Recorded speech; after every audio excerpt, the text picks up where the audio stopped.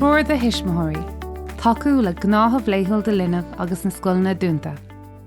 Déiteach sé bheith cabhraach plean laethúil a chruthú an tróna roimh ré. Is féidir le teacht seo gov.ie/scoileanna. Ba chóir go méadaí seo a leanas mar cuidde más féidir. Spreag de leanbh le pórt iomlán na ghlacha sa gnáthamh cían eilime a chuireann ar múintear ar fáil.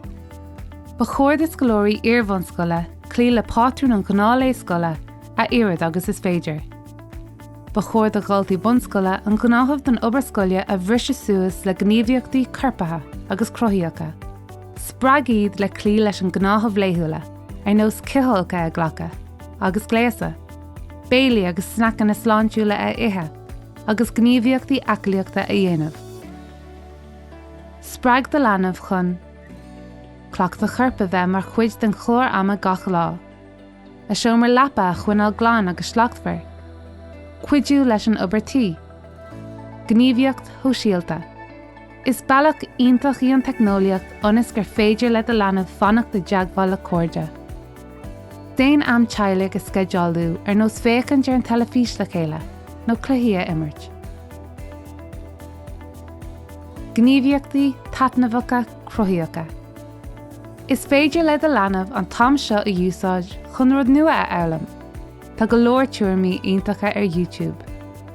Buin triail as crossocail, líneacht, paintal, scríomh nó éisteach le ceol. Cumad tuairis gur gach lá a bhur an pictiúrtha nó a scríban. Scríomh riomhphoist nó litir. Rainn agus buin taitneamh as físeán na cóide. Ulmhaigh béile. Déan cácha a bhácail. Lé leabhar.